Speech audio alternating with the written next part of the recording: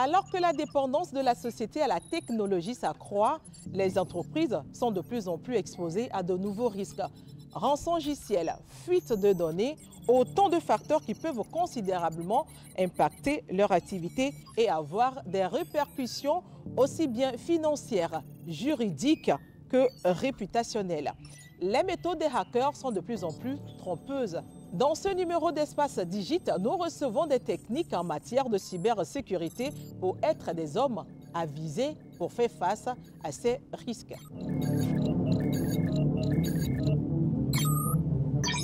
Au sommaire de ce numéro, nous recevons M. Palakié Massi, directeur technique de Cyberdéfense Africa, avec qui nous parlerons cybersécurité. Notre découverte du jour est un jeune Togolais fondateur de Yodi, un service de la marque Ubadji. Yodi est un service qui veut faciliter le chat WhatsApp en langue locale, afin de mieux interagir avec les communautés. Et comme d'habitude, le Top Chrono a enregistré des questions. Le Cyberalerte revient avec d'autres astuces. Tout ceci en 26 minutes.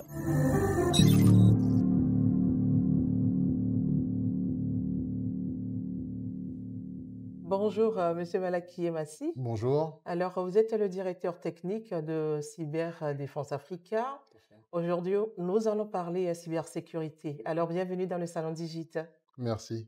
Les cybermenaces sont une réalité, hein. L'exposition aux cyberattaques s'est amplifiée. Alors, Monsieur Assi, comment répondre aux enjeux de la cybersécurité? Eh bien, merci beaucoup, Madame Nyasingbe, de me recevoir dans le salon Digit. Avec plaisir. Vous avez raison, la cybersécurité est un enjeu très important dans l'ère dans laquelle nous vivons. Effectivement, et la prise en compte de cet enjeu est cruciale pour que nous puissions vivre sereinement dans cette ère digitale dans laquelle nous vivons tous. Pour une nation, il y a plusieurs critères. Donc, il y a principalement 5 critères à prendre en considération. Le premier, ce sont les aspects légaux et réglementaires. Il est important de mettre en place un cadre légal et réglementaire clair pour faire face aux questions de cybersécurité. D'accord. En ce sens, le gouvernement togolais a pris en place plusieurs lois et plusieurs décrets qui permettent de régir en fait la cybersécurité au Togo.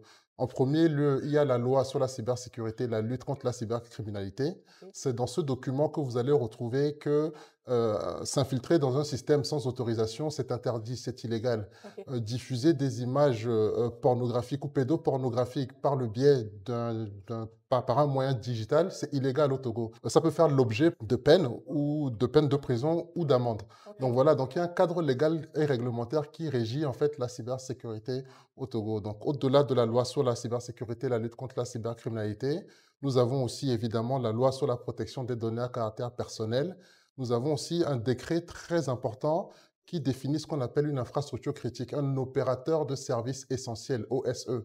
C'est-à-dire que ce sont un ensemble d'acteurs économiques qui, lorsqu'ils se font attaquer, lorsqu'ils sont victimes d'une cyberattaque, cette cyberattaque va impacter l'ensemble de la population. Je prends l'exemple du secteur de l'énergie, du secteur des télécommunications, du secteur financier. Vous voyez bien que s'ils se font attaquer et qu'ils ne sont pas capables de délivrer leurs services, eh bien, c'est l'ensemble de la population qui sera attaquée. Donc, il y a un décret spécifique qui désigne ces opérateurs de services essentiels et qui leur donne un certain nombre d'obligations à respecter pour s'assurer de ne pas être attaqués. Donc, le Togo a complété ce cadre légal et réglementaire par la création de plusieurs agences, donc l'Agence nationale de la cybersécurité, notamment l'ANSSI, mais aussi Cyberdéfense Africa, donc ce qui constitue maintenant le cadre opérationnel de la cybersécurité au Togo, puisque ce sont ces deux entités qui ont la responsabilité d'aider justement ces infrastructures critiques, ces opérateurs de services essentiels à protéger leur infrastructure. Donc, on a parlé du cadre légal et réglementaire, on a parlé du cadre opérationnel. Il y a aussi un aspect important qu'il faut avoir en tête dans une stratégie nationale, c'est le renforcement des capacités. On ne peut pas protéger les infrastructures critiques sans personnel, sans ressources. Donc, le Togo met un accent fort sur le renforcement des capacités. C'est pour ça que CDA dispose d'un catalogue de formation très complet qui va de profil débutant, comment former un débutant, jusqu'à comment renforcer les capacités d'un professionnel ou d'un expert. Et en collaboration avec l'Agence nationale de la cybersécurité, on organise plusieurs compétitions, notamment le dernier qu'on appelait un Capture the Flag, donc un CTF, qui a permis, donc c'était une compétition nationale, qui a permis de détecter, de déceler justement les capacités, les appétences à la cybersécurité OK. auprès des jeunes citoyens togolais. Donc là, ça fait trois éléments. Mmh. Les deux derniers qui sont tout aussi importants. L'un, c'est la coopération, Mmh. parce que vous savez qu'une cyberattaque peut ne pas venir du Togo. Ouais, On peut se cacher dans n'importe quel pays ouais, du ouais. monde et perpétrer une Mmh. attaque au Mmh. Togo. Donc, il Mmh. est important de mettre en place plusieurs mécanismes de coopération. C'est en ce sens aussi que, accompagné par le ministère de l'économie numérique et de la transformation digitale, nous avons ce projet de mise en place d'un centre africain de la cybersécurité au OK. Togo, donc pour justement renforcer cette coopération-là. Et enfin, le dernier, c'est la réponse aux incidents. On a fait tout ça, on a mis en place le cadre légal et réglementaire, on a formé les jeunes, on a mis en place de la coopération, mais il faut être en mesure de répondre aux incidents justement de nos infrastructures critiques lorsqu'elles sont victimes d'un incident.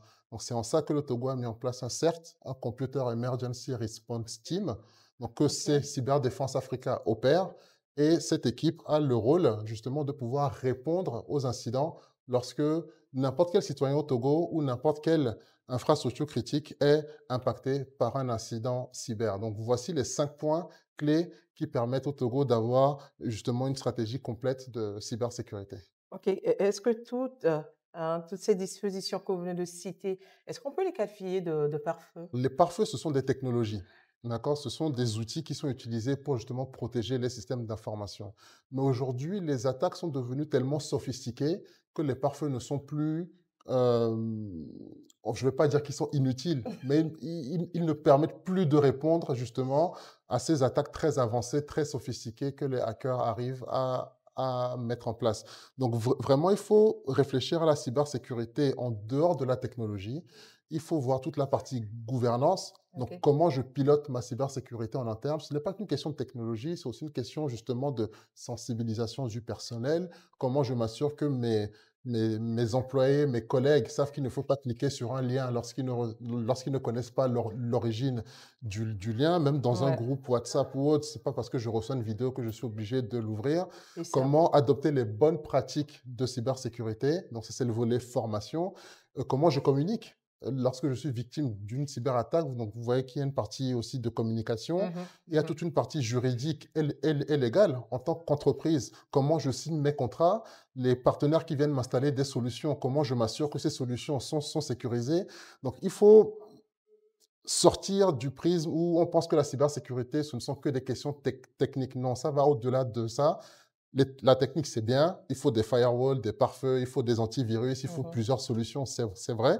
Mais il faut aussi le voir de façon globale OK. parce qu'il y a tout un ensemble de stratégies qui s'ajoutent au-delà de la technique. S'il y a quelque chose, hein, à dire à une entreprise maintenant, quelle que soit cette entreprise, celle qui est naissante ou Tout à fait. ancienne ou, qu'est-ce qu'il faut leur dire?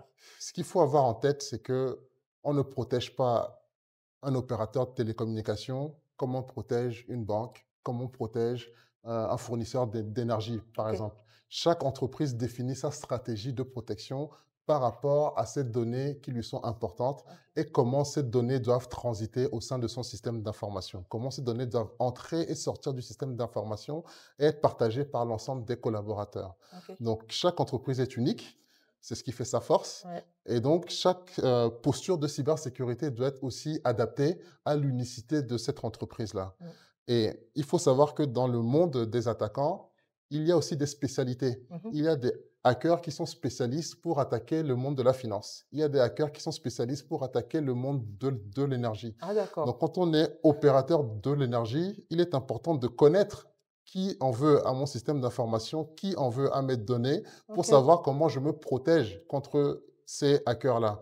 Et donc, c'est important pour les chefs d'entreprise de comprendre qu'il faut s'entourer de spécialistes, comme Cyberdéfense Africa. Donc, en tout cas, nous sommes à la disposition de tous les chefs d'entreprise pour les accompagner justement dans la définition d'une stratégie qui est propre à leur environnement. Merci pour ce développement, merci pour, tous ces éclaircissements. Merci à J'espère vous. que les entreprises, ou bien les Togolais, hein, puiseront, hein, le nécessaire pour vraiment protéger leur entreprise ou bien protéger leurs données. Votre mot de fin? Je veux passer un message à l'ensemble des citoyens de faire attention justement à toutes les arnaques qui vont sortir et qui vont continuer à sortir. toutes les fausses annonces de billets d'avion gratuits, toutes les fausses annonces de promotion ou D'allocation venant du d'allocation. président. Exactement, toutes ces choses, on les voit toute l'année, mais on remarque en fin d'année, il y a vraiment un pic, une augmentation de ces arnaques-là. Donc, j'appelle à la vigilance de tous nos concitoyens, de tous nos frères et sœurs togolais, pour faire attention et justement adopter les bonnes pratiques de cybersécurité. Donc, doublement faire attention avant de cliquer sur un lien Mhm. et surtout doublement faire attention avant de renseigner des informations personnelles sur n'importe quelle plateforme sous prétexte de gagner tel ou tel lot.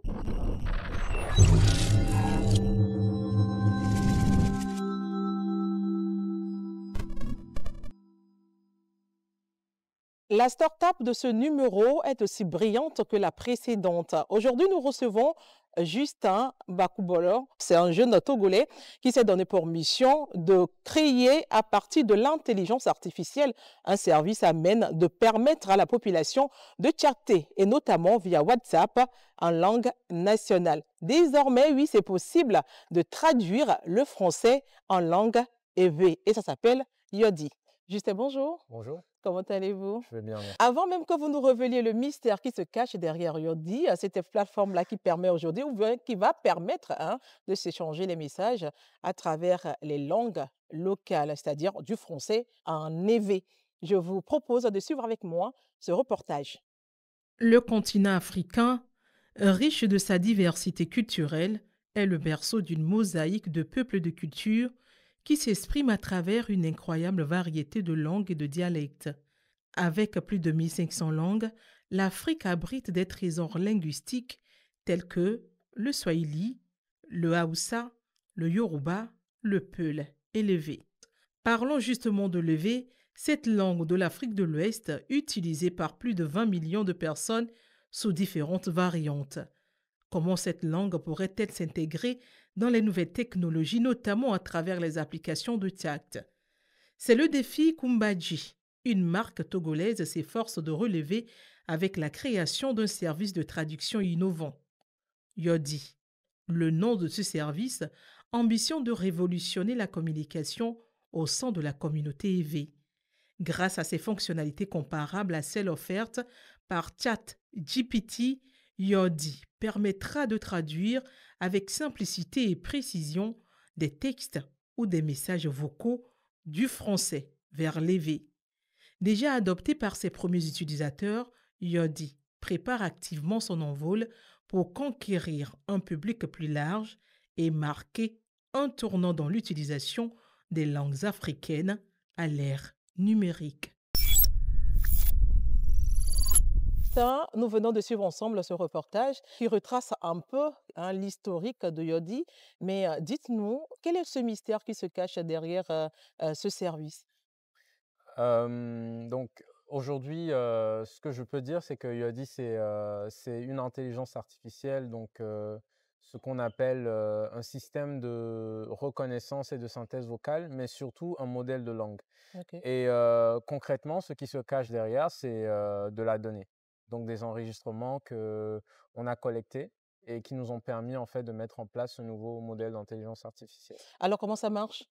Alors, si vous voulez être parmi les premiers à utiliser l'application, on a lancé en fait les inscriptions pour ceux qui veulent être les premiers. Vous devez tout simplement vous rendre sur notre page LinkedIn Ok. et puis on a mis le lien pour s'inscrire. Vous vous inscrivez, donc le chat lui-même va vous recontacter Ok. et vous allez faire partie des premiers. Sinon, d'ici 1 ou 2 mois, le numéro sera disponible publiquement sur Internet et vous allez pouvoir le contacter via WhatsApp comme vous faites d'habitude. Ouais. Alors, est-ce à dire que sur une application WhatsApp, j'envoie un texto à une amie comme quoi, bonjour Sandra, comment tu vas? Est-ce que tu es à la maison? J'aimerais passer. Est-ce que Yodi est à même de me traduire cette phrase-là en mina? Oui, tout à fait. Alors, beaucoup plus lévé pour l'instant, Eh bien, voilà. mais c'est tout à fait ça. En fait, on est même au-delà de ça. Aujourd'hui, on est passé à plus de services, donc vous pouvez même lui dire de faire des choses à votre place. Donc non seulement il peut traduire, mais dans un avenir proche, vous allez même pouvoir lui dire d'envoyer un message à votre amie, Amina, par exemple. Ah ouais? Ouais. Mais aujourd'hui, est-ce que Yodi a subi des transformations? Oui, donc on est dans un domaine qui va super vite. Donc nous aussi, on travaille et heu, rien que pour vous donner des exemples, avant sur WhatsApp, on n'avait pas intégré la reconnaissance vocale. Mm. Donc aujourd'hui, on a intégré cette reconnaissance vocale et on travaille, à améliorer. Donc là, on est en train d'inclure d'autres langues. On a commencé, à beaucoup travailler sur le cabiai. Et on travaille beaucoup également sur le kotokoli et les autres langues locales. Aujourd'hui, est-ce que Yodi fonctionne? Est-ce qu'on peut l'utiliser aujourd'hui? Oui, Yodi fonctionne. Bon, alors je crois que j'avais fait la Oui. démonstration pendant les ateliers. Donc Yodi fonctionne. Il peut permettre justement la traduction vraiment à aujourd'hui même plus de 90% pour les V. Il permet également la reconnaissance vocale, donc des personnes qui parlent EV, Mhm. et ça va reconnaître en EV et traduire en français. Ça le permet aujourd'hui et donc il fonctionne. On est en train d'avoir de plus en plus d'inscrits et une fois qu'on a atteint notre quota, on va tout simplement mettre le service à disposition du grand public. Ouais. Justin, nous sommes pratiquement arrivés à la fin de notre entretien. C'est aussi court. Mais s'il faut dire quelque chose sur Yodi ou bien sûr Umbadi, On est une entreprise à l'innovation technologique, mais surtout, on conçoit tout de nous-mêmes. ok. Donc, on travaille avec des doctorants, des docteurs même en intelligence artificielle pour concevoir des technologies nous-mêmes au Togo à partir de rien. Donc, Yodi, par exemple, on l'a conçu nous-mêmes à partir de rien. On n'a pas copié sur quelqu'un. Et on fournit également d'autres services encore plus innovants dans les domaines comme la robotique, etc. Et l'idée vraiment, c'est de réussir à faire les robots par nous-mêmes par le futur et au Togo, par exemple. Et ces robots vont servir à quoi? Dans l'agriculture, par exemple, aujourd'hui, on sait que c'est un peu compliqué pour les agriculteurs d'avoir accès à des tracteurs. Ouais. C'est peut-être préférable d'avoir un petit robot mobile qui peut parcourir le champ et puis voilà, vérifier un peu l'état des cultures, etc. Donc ça, par exemple, on a déjà en 2022, on a conçu un premier robot mobile. Donc on travaille beaucoup. Ça c'était par rapport à nos recherches. Donc on espère que dans le futur, on va pouvoir vraiment faire une version commerciale qu'on a nous-mêmes fait sans forcément dire qu'on a emprunté telle brique de telle entreprise ou qu'on a acheté et puis qu'on refait de la revente au Togo. Mhm. Ce n'est pas ça notre vision. On veut vraiment que les Togolais se sentent fiers et que les Africains se sentent fiers de se dire les Africains également sont capables de faire de la technologie. Nous souhaitons quand même un bon vent à votre marque et nous espérons que le Togo va être cette marque-là à l'international, cette marque africaine. Nous sommes arrivés à la fin de notre entretien, mais avant de vous laisser partir, nous avons reçu des questions venant de nos téléspectateurs qui rencontrent habituellement des difficultés, soit dans le domaine de l'informatique, soit dans le domaine digital. Et c'est parti pour le top chrono.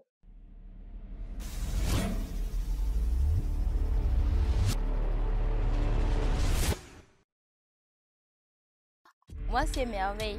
J'aimerais savoir, lorsqu'on perd son téléphone, comment on peut le recasser grâce à son ordinateur. Merci. Bonjour, je m'appelle Jules. J'aimerais savoir c'est quoi une adresse IP. Merci. Et pour finir ce numéro, notre rubrique Cyber Alerte, et c'est avec Malik Giraldo. Qu'est-ce que l'espère nous réserve encore pour sécuriser nos données? Je vous laisse le découvrir.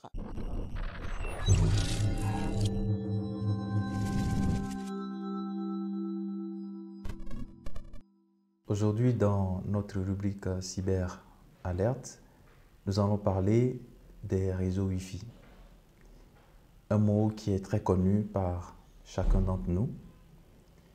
Et aujourd'hui, nous savons que Internet est un outil incontournable. Et quelle que soit sa forme, ça peut être par les mobiles, comme par exemple la 3G, la 4G, la 5G, ou soit par les réseaux fibres que les opérateurs branchent chez nous, ou ça peut être également par les satellites. En tout cas, aujourd'hui, Internet est un outil indispensable pour chacun d'entre nous. Et l'un des moyens qui est beaucoup utilisé pour rendre Internet accessible, ce sont les réseaux Wi-Fi. Et aujourd'hui, tout le monde arrive très facilement à se connecter à un réseau Wi-Fi avec son téléphone portable. Mais l'utilisation des réseaux Wi-Fi la connexion au réseau Wi-Fi n'est pas sans risque. Et je vais vous présenter les différents risques auxquels vous pouvez être exposé quand vous utilisez les réseaux Wi-Fi. Les réseaux Wi-Fi en soi ne sont pas dangereux, mais généralement ce sont les réseaux Wi-Fi publics et les réseaux Wi-Fi gratuits qui sont généralement dangereux. En parlant de réseaux Wi-Fi publics ou gratuits, je fais mention par exemple au réseau Wi-Fi des aéroports, par exemple, des restaurants, des foires, des malls, des hôtels par exemple. Donc ce sont des réseaux Wi-Fi, je veux dire grand public. Et les réseaux Wi-Fi gratuits, c'est également aussi ces réseaux-là que nous voyons également aussi dans les aéroports ou quelquefois aussi dans les restaurants. Alors quels sont les risques qui sont liés justement à la connexion à ces réseaux Wi-Fi publics ou gratuits? Le premier élément, c'est que ces réseaux publics ou gratuits sont sans protection. Et d'ailleurs, quand vous voulez vous connecter, très souvent, le téléphone lui-même vous informe que ce sont des réseaux non sécurisés. Mais pourtant, on s'y connecte. Et pourtant, le téléphone lui-même nous informe que c'est un réseau non sécurisé. Pourquoi ce réseau n'est pas sécurisé? Tout simplement parce que les mécanismes de sécurité ne sont pas implémentés dans ces réseaux qui sont gratuits ou grand public. Les mécanismes de sécurité dont je parlais tout à l'heure, ce sont des mécanismes qui permettent de chiffrer vos données. Chiffrer vos données veut dire coder vos données de telle sorte qu'un individu malveillant, même s'il l'intercepte, ne pourrait pas comprendre le contenu, ne pourrait pas voir ce message de façon claire, ne pourrait pas le comprendre. Donc, c'est le premier danger auquel nous sommes confrontés quand nous utilisons les réseaux Wi-Fi publics et donc ou gratuits. Et donc, nos données sensibles peuvent être mises à nu quand nous utilisons ces réseaux Wi-Fi publics ou gratuits.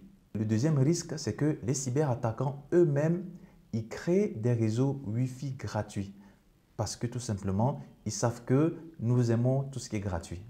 Généralement, nous allons beaucoup plus vers les solutions gratuites que les solutions payantes. Et donc, quand vous avez à côté de vous, de votre maison, vous découvrez un réseau Wi-Fi et que vous essayez de vous y connecter, qu'il est gratuit, et bien évidemment, on est intéressé. Alors que les cyberattaquants utilisent justement ces techniques-là parce qu'ils le savent. Donc, ils vont eux-mêmes mettre en place, créer des faux réseaux Wi-Fi. Quelquefois aussi, ils le font à côté des entreprises. Imaginez, je donne un exemple, une entreprise qui s'appelle Toto, par exemple, toto.sa, et dont le réseau Wi-Fi est Toto. Par exemple, le nom du réseau Wi-Fi, c'est Toto. Donc, le cyberattaquant, lui aussi, va amener ses outils juste à côté de l'entreprise et créer aussi lui-même un faux réseau Wi-Fi qui va s'appeler Toto. Et donc, les utilisateurs, quand ils voudraient se connecter donc, à leur réseau, quand ils activent la détection de réseau Wi-Fi, ils découvrent deux réseaux Wi-Fi Toto. Bon, ils vont essayer de se connecter très rapidement et surtout que le second réseau Wi-Fi Toto est sans clé. Et vous n'avez même pas besoin de mettre de code pour vous connecter. Là, c'est beaucoup plus facile. Alors que le réseau Toto de l'entreprise, en voulant vous connecter, on va vous demander de mettre la clé et donc ça rend la tâche plus difficile. Donc très facilement, les utilisateurs, les employés vont se connecter à ce réseau Toto qui est sans mot de passe. Et bien évidemment, en se connectant à ce réseau, ça veut dire que votre machine ou votre téléphone se trouve donc dans le même réseau que le cyberattaquant et donc le cyberattaquant va avoir le malin plaisir donc de pirater vos données, de voler vos données et de mener toutes les attaques qu'il voudrait parce que vous vous trouvez dans le même réseau que lui. Alors, quels sont les conseils que je peux vous donner aujourd'hui en ce qui concerne l'utilisation des réseaux Wi-Fi? Il est très difficile de dire de ne pas se connecter au réseau Wi-Fi public. Mais la première recommandation, c'est que tant que vous en avez la possibilité, évitez les réseaux qui sont publics. Utilisez vos données mobiles, 3G, 4G, 5G, etc. La deuxième recommandation, c'est qu'en cas d'urgence ou lorsque vous n'avez pas la possibilité d'utiliser vos données mobiles, je donne un exemple, vous allez en voyage, vous êtes par exemple en correspondance dans un aéroport, par exemple, vos données mobiles ne fonctionneront pas. Et donc, vous serez probablement emmené à vous connecter à un réseau Wi-Fi public de l'aéroport, donc pour donner signe de vie à vos familles. Cela aussi est possible, vous pouvez le faire, mais à condition de ne pas envoyer des données sensibles lorsque vous vous connectez à ces réseaux mobiles. Ne pas envoyer de données sensibles, ne pas faire des achats qui vont demander l'utilisation d'une carte bancaire, ne pas le faire. Ne pas vous connecter à vos environnements numériques avec vos noms d'utilisateurs et vos mots de passe. Ne pas le faire tout simplement parce que quand vous le faites, le cyberattaquant lui aussi se trouvant dans le même réseau que vous pourra intercepter donc vos communications qui ne sont pas chiffrées et donc qui sont mis à nu et qui sont claires pour l'attaquant. Une autre recommandation qui sera la dernière, c'est l'utilisation des clients VPN. Okay? Le client VPN est un outil, une application que vous installez donc sur vos téléphones ou que vous installez sur votre machine. Le client VPN en fait va créer un réseau sécurisé qui va protéger vos informations sur Internet. Et donc, ce qui fait que même si le réseau Wi-Fi que vous utilisez n'est pas sécurisé, ne dispose pas d'algorithme ou des mécanismes de chiffrement, le client VPN que vous avez installé sur votre téléphone, lui, va créer un tunnel sécurisé par lequel vos données vont passer. Et donc, impossible d'être intercepté par un cyberattaquant, même s'il se connecte également au même réseau que vous. C'est tout pour aujourd'hui. On se dit à la prochaine pour les prochains conseils.